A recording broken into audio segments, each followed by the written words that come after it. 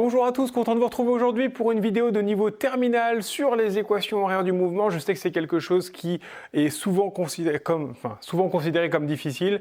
Vous allez voir qu'en fait c'est une suite d'étapes à suivre, évidemment un petit peu de mathématiques on s'en doute. Et une fois que ces étapes, vous allez voir que vous êtes capable de les faire dans l'ordre sans problème, vous allez voir qu'en fait il n'y a que deux difficultés globales, même je dirais une seule difficulté. Et une fois que celle-là est passée, généralement ça se passera très bien. Évidemment, faites attention, n'apprenez jamais par cœur un exercice, même si souvent les exercices sont très classiques et reviennent très souvent de la même façon. Certes, le contexte peut être différent, mais le principe sera souvent le même. N'apprenez pas par cœur quand même les exercices. Faites en sorte de savoir ce qu'il faut faire, en fait, simplement. Les étapes à suivre, vous allez voir que c'est beaucoup plus simple comme ça. Alors, je vous propose un exercice que je vais corriger sur deux vidéos. Ce premier exercice, je vais le corriger de la bonne façon, si vous voulez. Comme ça, on a une méthode un petit peu assez simple pour comprendre. Et je vais ensuite le corriger dans une deuxième vidéo avec une façon qu'il n'aurait pas fallu faire. Et vous allez voir à quel point le choix des axes peut être déterminant dans la difficulté d'un exercice. Normalement, au bac, vous n'aurez jamais ce type de problème à vous poser. On essaye de voir évidemment un petit peu plus loin. Vous imaginez bien que le bac, c'est juste une étape. Donc pour ceux qui voudraient continuer un petit peu en physique, pour vous montrer un petit peu que le choix des axes peut être déterminant dans la difficulté d'un exercice. Alors, l'exercice pour le coup serait le suivant. Vous avez une pente sur laquelle un mobile peut glisser. Sans le frottement dans un premier temps, on va vraiment partir sur quelque chose d'assez simple pour commencer. Peut-être que je traiterai le cas avec des exercices quand je ferai la partie sur les équations différentielles. Bon, pour l'instant, quand je dis éventuellement, on pourrait mettre des frottements constants, mais vous allez voir que ça change absolument rien. Là où ça devient intéressant, c'est quand on commence à rajouter des frottements fluides. Là, ça devient intéressant. Donc, vous avez un mobile comme ça qui peut glisser, et je vous dis, là pour le coup, je vais bien le faire évidemment, et je vous dis que les axes seront donc un axe Y comme ceci et un axe X comme ceci. Ouais. Donc ici, j'ai volontairement pris une origine qui n'est pas au même endroit que le point de départ du mobile que je vais supposer ici. Alors, je parle d'un mobile, on dirait que je suis en train de travailler sur un solide. Je rappelle qu'en terminale, on s'intéresse à la physique ponctuelle. Donc le mobile ici peut être ramené à un seul point que je pourrais rassembler ici. Mais bon, pour évidemment comprendre un petit peu mieux qu'on est sur le cas d'un solide qui est en mouvement, évidemment, on va dessiner le solide, mais on le réduit à un point, finalement. Donc, la première chose à faire, et vraiment la première à chaque fois à faire, c'est une fois que vous avez fait votre schéma, toujours faire un schéma déjà dans un premier temps, montrer les axes, et ensuite représenter les forces. Là, les forces, il n'y en a pas 36, on a le poids qui s'exerce au centre de gravité du système et qui est vertical vers le bas. Je vous conseille vivement de faire une force démesurément grande, de façon en fait ici à créer un angle droit et donc un triangle rectangle. Vous allez comprendre un petit peu après pourquoi. Là, évidemment, ça sous-entend que vous ayez déjà un petit peu de recul sur ce genre d'exercice-là. Bon, pas très difficile à retenir. Faites des grandes flèches pour fermer des triangles, c'est tout. La réaction est purement perpendiculaire au support, c'est-à-dire au sol, puisque je n'ai pas ici de frottement. Donc j'ai simplement une réaction normale, pas de réaction tangentielle. Je vais représenter ici un angle alpha, et voilà, j'ai représenté l'ensemble de mes forces de mon système. Une fois que ça c'est fait, ce que je vous conseille de faire maintenant, c'est de représenter vectoriellement, de les projeter en fait, de projeter ces forces-là, la vitesse initiale s'il y en a une, et le vecteur position initiale, pareil, s'il y en a un. Donc, la réaction du support, bon bah c'est pas très compliqué. Dans la base XY, je vois que je n'ai pas ici de composante X pour R, donc je vais avoir 0 pour Rx, et je vais avoir R pour la composante RY. R étant la norme du vecteur R, donc c'est-à-dire la norme de la réaction. Alors comment je vois que je n'ai pas de composante sur X? Tout simplement parce que si je prends ce vecteur-là, que je le représente ici, qu'est-ce que je vois? Je vois qu'il est simplement le long de Y. Il n'est pas sur X, donc pas de composante en X, que de la composante en Y. Je fais le même principe pour P, c'est un tout petit peu différent cette fois-ci. Qu'est-ce que je vois? Alors là, effectivement, on voit que le poids, il va être un mélange de X et de Y. Alors quel est l'angle que fait P avec X ou avec Y? Il faut essayer de se poser cette question-là. Alors, je vous ai dit juste avant, donc là, si je refais mon triangle un petit peu différemment, je vais juste m'intéresser à cette partie-là du vecteur, comme ça. Je vois que j'ai la pente comme ceci. Là, bon, c'est un peu mal fait, mais ça suffira. Ça, c'est le vecteur P. Je rappelle ici que j'ai mon mon axe Y que je peux projeter un petit peu comme ça, mon Y, et mon vecteur X, enfin mon axe X, comme ceci. Alors, quel est l'angle qui est ici? Eh bien, c'est assez facile à faire puisque vous voyez que j'ai fermé mon triangle exprès ici. Donc, l'angle qui est ici, donc c'est 90 degrés. Ici, j'ai alpha. Donc là, qu'est-ce que j'ai? J'ai pi sur 2 moins alpha ou 90 degrés moins alpha. Peu importe comment vous voulez voir les choses, ça n'a aucune importance. Je pourrais travailler avec ce genre d'angle-là. Bon, c'est pas ce qui m'intéresse. Moi, j'aime pas trop avoir des pi sur 2 moins alpha ou des 90 moins alpha. Ça veut dire que cet angle-là, c'est quoi? Ben, cet angle-là, qui est l'angle qui est fait entre ce vecteur, c'est-à-dire c'est-à-dire J, c'est-à-dire l'angle qui est fait avec l'axe Y, eh bien, c'est l'angle qui est fait avec l'axe Y et P. Cet angle-là, c'est alpha. Comment je sais que c'est alpha? Parce qu'en fait, ici, qu'est-ce que j'ai? Ici, j'ai un angle droit. Là, j'ai un angle droit qui est fait entre Y et X, vous le savez. Ici, vous voyez bien, j'ai bien un angle droit entre les deux. Je vais avoir une base qui est orthonormée, donc les vecteurs unitaires sont égaux à 1, et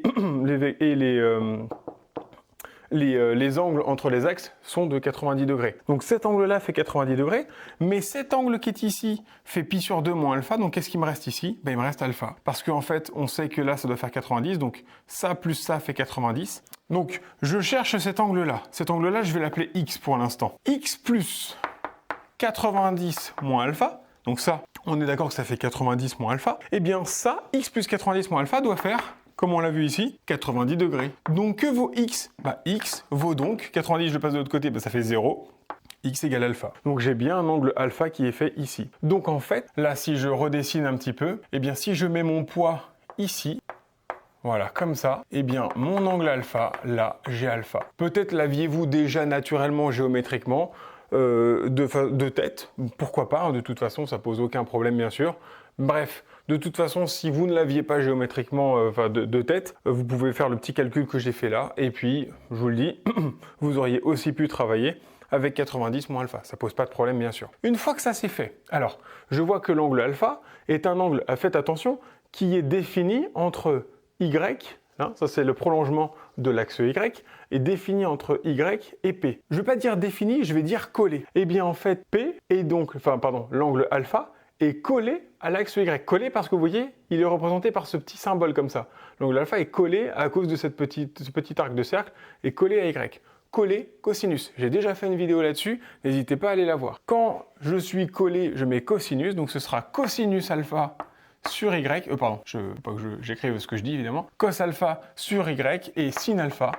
Forcément, si l'un c'est cos, l'autre c'est sin, et inversement, si là c'est sin, là c'est forcément cos, il n'y a pas le choix. La norme de P, je vais l'appeler P, mais bon, on connaît, c'est le poids, c'est mg, donc mg, mg. Et maintenant, une fois que vous avez ça, faites attention, la technique du collé ne vous donne pas le signe des projections. Donc, qu'est-ce que je vois? Je vois que P va vers le bas, or Y va vers le haut.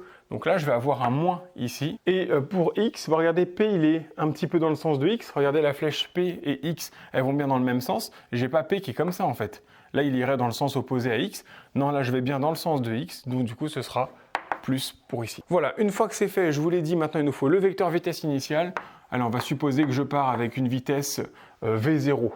Hop, comme ceci, et 0. En fait, c'est comme si je partais d'ici et que je le poussais en fait au début, tout simplement. Et enfin, dernier cas, le vecteur position initiale, OM de 0, eh ben, je suppose qu'il est à une distance, là, initialement, je vais l'appeler grand D, par exemple.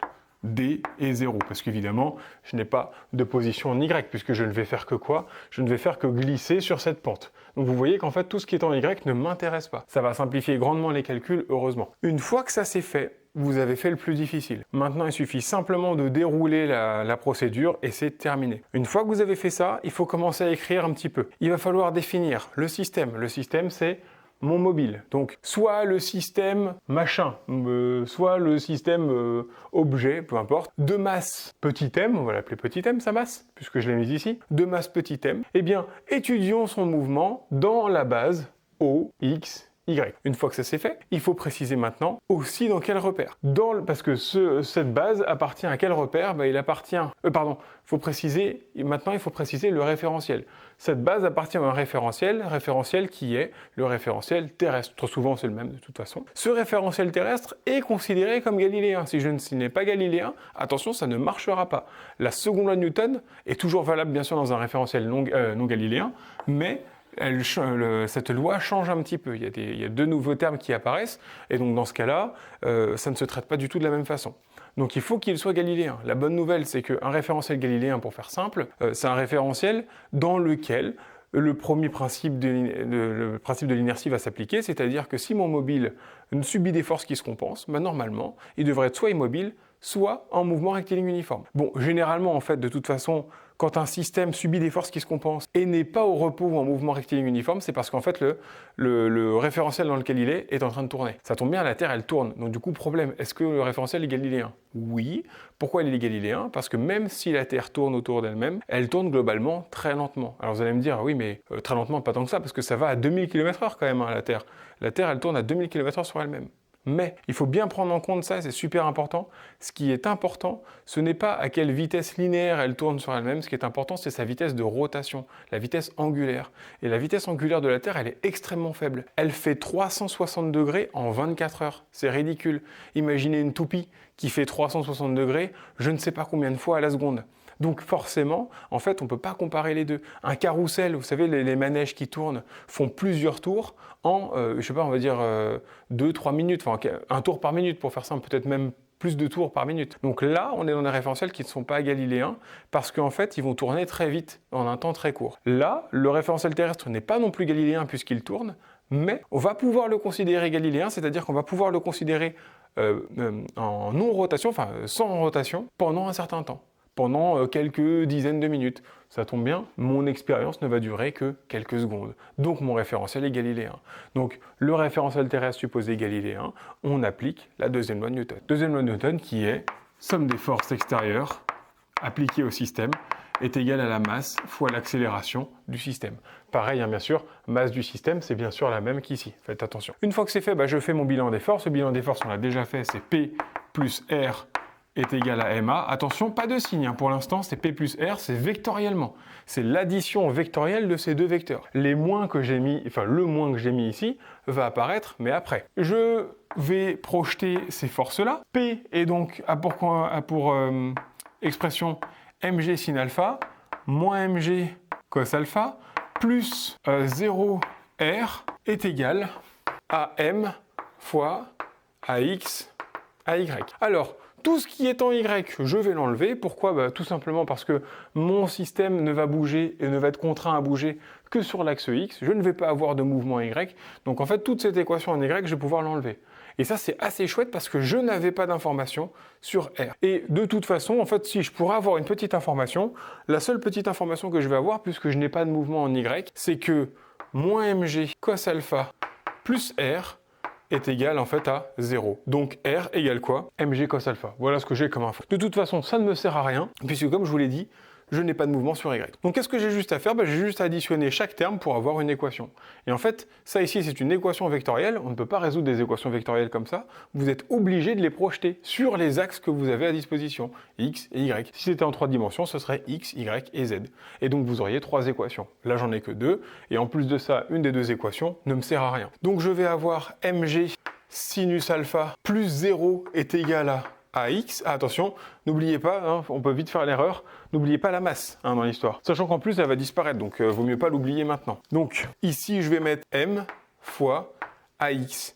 Je vois la masse à gauche, je vois la masse à droite, je me rends compte que quand j'ai un mobile qui est en train de glisser sans frottement, eh bien en fait la masse du système n'intervient pas. Ça pourrait être un système de 800 000 kg ou un système de 8 grammes. Dans les deux cas, ça ne change rien puisque sans frottement, la masse n'intervient pas dans le mouvement. Et donc je me rends compte que quoi? Je me rends compte que AX est donc égal à G sinus alpha. Alors c'est super intéressant comme résultat, ça veut dire quoi? On reconnaît un petit peu, pour ceux qui auraient déjà fait un exercice de chute libre classique, on reconnaît AX égale G, en fait, sans le sinus alpha. En fait, si vous prenez un système que vous le lâchez directement, son accélération va être égale à quoi? Son accélération va être égale à l'accélération de la pesanteur, à l'intensité de la pesanteur. Et donc, il se trouve que AX, comme je suis sur un système qui est en fait, qui est certes en fait, le système va faire une chute, mais pas directement verticale, il va faire une chute le long d'une droite finalement ici. Et donc ça va prendre plus de temps la chute, on se doute bien, ça va prendre plus de temps pour arriver à l'altitude 0 que de faire simplement ceci. Et comment je le vois? Eh bien je le vois parce que en fait l'accélération globale ici est plus faible que G. Et oui, puisque sinus alpha étant compris entre 0 et 1, et bien forcément, quelque chose qui comprend entre 0 et 1 fois G est plus petit que G lui-même. Donc ça, c'est un premier résultat, toujours pareil, hein. Essayez de faire en sorte de faire parler les mathématiques, c'est très important à faire. Une fois que j'ai ça, une fois que ça c'est fait, donc on a AX égale G sinus alpha. Une fois que vous avez ça, vous imaginez bien, en fait, l'accélération ne me sert pas à grand chose, ok? J'ai une accélération, en fait, ça c'est une constante. Ça veut simplement dire quoi? Ça veut simplement dire que je vais avoir un mouvement rectiligne accéléré. Ok, super. Bon, qu'est-ce que ça me fait d'autre, ça, comme information? Pour l'instant, rien. J'aimerais bien avoir une information sur la vitesse. Ça tombe bien, parce que l'accélération, en fait, AX, c'est en fait dvx sur dt, c'est-à-dire la dérivée de la vitesse par rapport au temps. Dit autrement et en français, l'accélération, c'est la variation temporelle de la vitesse. Plus la vitesse varie rapidement, plus l'accélération est importante. Moins la vitesse varie rapidement, plus l'accélération est faible. Et donc, en fait, on reconnaît une dérivée. Ça tombe bien parce que ça veut donc dire que dvx sur dt, c'est égal à g sinus alpha. Mais donc, du coup, vx de t, je ne le représente pas à chaque fois le 2t parce que c'est assez lourd à écrire, mais bien évidemment, que ce soit ax ou vx ou x que je vais écrire après, sont toutes des fonctions temporelles. Elles vont toutes dépendre du temps. On imagine bien, la position va dépendre du temps, la vitesse va dépendre du temps. L'accélération étant constante, je n'ai même pas l'obligation de mettre que ça dépend du temps, puisqu'elle est constante, comme son nom l'indique. Donc, si j'ai une fonction vx, quand je la dérive, elle est égale à g sinus alpha. Mais alors, elle valait quoi au début? Dit autrement, j'ai une fonction f' de x. Cette fonction f' de x, elle vaut 3. Ça, c'est quand elle est dérivée. Bah alors, que valait f de x? Bah alors, f de x valait 3x. Et oui, parce que 3x, quand je le dérive, ça fait 3. Oui, mais attention, il n'y a pas que ça. Parce que si j'avais eu 3x plus 2, est-ce que la dérivée de 3x plus 2, c'est toujours 3? Oui. Attention, il va y avoir une histoire de constante. Ma fonction va être définie à une constante près. Donc en fait, cette constante-là, il va falloir la déterminer. Alors là, j'ai mis 2, mais ça aurait pu être 3, ça aurait pu être 4, 5. Vous voyez, je peux mettre n'importe quelle constante ici. Dans tous les cas, la dérivée fera 3. Et bien là, c'est le même genre de problème qu'on va avoir. Donc là, imaginez que ça, c'est votre 3. Et je cherche en fait ce qu'on appelle la primitive de cette fonction. La primitive, c'est la fonction initiale qui, quand je la dérive, me donne ce nombre-là, 3. Donc si je tombais sur 3, là, je devrais écrire 3t. Oui, mais ça, c'est une constante. Hein. G est une constante, sinus alpha est une constante. Alpha, la pente ne change pas par rapport au temps. Hein. Donc, puisque alpha est une constante, je vais donc avoir simplement, eh bien, G sinus alpha fois t. Pourquoi? Parce que c'est bien, ça fait bien constante fois t. Remplacez ça par 3, est-ce que vous retrouvez bien 3t? Oui. Plus une constante que je vais appeler K1. Et cette constante que je vais appeler K1, on va la déterminer immédiatement, justement. Parce que rappelez-vous, est-ce que maintenant, quand je vais dériver cette fonction-là, je vais bien retomber sur ça? Oui, bien sûr que oui. Alors maintenant, qu'est-ce qu'elle vaut, cette constante? Parce que nous, on est en physique. Hein. Des constantes dont on ne connaît pas les valeurs, ça nous embête. Donc, il va falloir la déterminer. Oui, mais ça, c'est valable pour tout t. En particulier, pour t égale 0. Pour t égale 0, je vais donc avoir quoi? G fois sinus alpha fois... Alors, t, bah, du coup, qui vaut 0 plus K1. Ah oui, mais Vx de 0, c'est la vitesse initiale de x en 0. Mais on l'avait dit, initialement, quand ma vitesse initiale, c'était V0 en x. Donc ça, c'est égal à V0. Ah oui, mais ça, c'est nul. Donc K1 égale V0. Donc ça, c'est remplaçable par V0. Donc Vx de t, eh ben ça va être G sinus alpha fois t plus V0. Parce que j'ai une vitesse initiale. Si je n'avais pas eu de vitesse initiale, j'aurais pas eu de constante. Ça aurait fait 0. Vous allez donc remarquer un truc intéressant. Ce que je viens de faire là n'est même pas nécessaire en fait à faire. Si vous connaissez la vitesse initiale, ce sera toujours le cas. Et ben si vous connaissez la vitesse initiale avec, du coup, vous comprenez peut-être pourquoi j'en parlais tout à l'heure, avec sa projection, il suffira de mettre la composante à la place de la constante. C'est tout. Si j'avais fait maintenant Vy de t, j'aurais mis, alors bah là il y avait rien, c'était ce que j'avais mis tout à l'heure, ça faisait 0 de toute façon. L'accélération, donc la primitive, c'était une constante qui vaut quoi? Bah qui vaut 0. Donc j'aurais trouvé Vy de t égale 0, parce que de toute façon, on s'en doute bien, est-ce que j'ai un mouvement qui se fait sur y? Non. Donc c'est normal que Vy de t soit égal à 0. Allez, je vais faire, de toute façon, je vais le refaire une deuxième fois là maintenant dans ce qui va suivre. Vous devriez mieux comprendre si ça n'avait pas été bien compris. Une fois que j'ai fait ça, bah, en fait, on se rend compte aussi que Vx de t, c'est rien d'autre que la dérivée de x par rapport au temps. Et oui, puisque la vitesse n'est rien d'autre que la variation de la position dans le temps. Plus je varie rapidement dans le temps ma position, plus je vais vite. Moins je varie rapidement, moins je vais vite, tout simplement. Donc en fait, c'est de nouveau une histoire de primitive à faire. Parce que ce dx sur dt, il est égal à quoi? Bah, il est égal à g sinus alpha fois t plus v0. Donc il faut que je trouve une fonction qui, quand je la dérive, me donne ça. Bah, alors si vous avez suivi, là vous voyez que j'ai une constante. Donc la primitive de ça, ça va être v0 fois t. Pour la même raison que la primitive de 3, c'était 3t. Pour la même raison que g sinus alpha, la primitive, c'était g sinus alpha fois t. Et bien la primitive de V0, c'est V0 fois t. Si vous avez suivi aussi, tout ça, ça va être défini à une constante près, qu'il va falloir que j'appelle K2. K2 n'étant pas de la même unité K1 d'ailleurs, en fait. K1, c'est une constante de vitesse, là, c'est une constante de position. Faire attention. Et donc, du coup, maintenant, il me manque ce truc-là. Alors, une fonction qui, quand je la dérive, me donne g sinus alpha fois t. Alors moi, une fonction qui, quand je la dérive, me redonne du t, c'est quand même pas si évident que ça. Imaginez, je prends x, je dérive, ça fait 1. Ça va pas. Si je prends x au carré, quand je dérive, ça fait 2x. Ah là, c'est chouette. Quand j'ai du x au carré, je vais avoir du x après. Donc si j'ai du t au carré, je vais avoir du t après. Par contre, vous avez vu, il y a cette histoire de 2 qui va m'embêter là. On va le gérer juste après. Donc là, je vais avoir g sinus alpha fois t carré. Et oui, si je dérive g sinus alpha fois t carré, ça fait quoi la dérivée de t carré? 2t. Donc ça fera 2 fois g fois sinus alpha fois t. Ah, ce que je voulais. Ah, il y a le 2 quand même. Eh ben, c'est pas grave. Je divise tout ça par 2. Comme ça, 2 fois g fois sinus alpha fois t divisé par 2, ça fait g fois sinus alpha fois t, c'est-à-dire ceci. Assurez-vous que quand vous prenez cette fonction-là et que vous la dérivez, vous retrouvez bien exactement ceci. Et donc, je vous le donne dans le mille, mais que vaut K2? K2 est égal à la position initiale, c'est-à-dire x de 0. Où est-ce que j'étais au début? X de 0.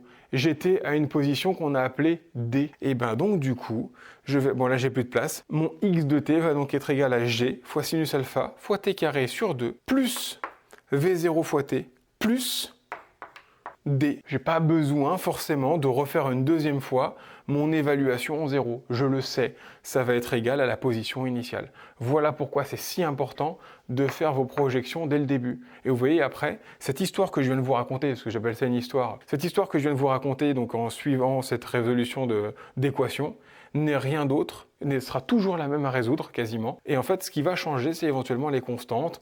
Les termes qui sont là vont changer, mais vont dépendre de quoi? De vos forces initiales et de votre vitesse et votre position initiale. La seule chose qui va changer d'un exercice à l'autre, en fait, c'est ça qui va influer sur tout ce que vous allez faire après. C'est tout. Et là, j'ai quoi? J'ai l'équation horaire de la position, de la vitesse et de l'accélération, je l'avais aussi. Je peux donc savoir à tout instant où est mon mobile. Je peux aussi savoir à tout instant à quelle vitesse va mon mobile, et je peux aussi savoir avec quelle accélération, évidemment, il fait ce mouvement. Voilà. Alors, on pourrait rajouter évidemment d'autres choses, une résolution énergétique, etc. Cet exercice, de toute façon, je vais le traiter assez longuement dans aussi d'autres vidéos, parce que c'est un exercice qui est très intéressant. Évidemment, si vous n'avez pas tout compris, je le referai en partie dans une prochaine vidéo là-dessus, mais je ne vais pas tout redéfinir à chaque fois. Donc vraiment, le nerf de cet exercice, c'est la schématisation, représenter les forces, projeter les forces. Une fois que vous savez faire ça, une fois que c'est bien clair pour vous, le reste ne doit pas être un problème. Vraiment, cette partie-là, la partie résolution où je vous ai dit qu'il fallait écrire seconde loi de Newton, etc., référentiel galiléen, ne doit pas être un problème. Voilà, j'espère que c'est assez clair pour cet exercice. Et si ça ne l'était pas, refaites-le en fait un petit peu. Vous allez voir que ça va venir au fur et à mesure. Faites d'autres exercices à côté. Vous allez vite vous rendre compte que les équations sont quand même très souvent les mêmes, en terminale en tout cas. Évidemment, ce qui va changer, ce sont simplement les projections. J'espère avoir assez insisté là-dessus, vous en avez presque marre d'entendre ce qui est important, c'est les projections, mais c'est vraiment le cas, c'est vraiment important. Voilà, je vous remercie pour votre attention et je vous dis à la prochaine pour une nouvelle vidéo.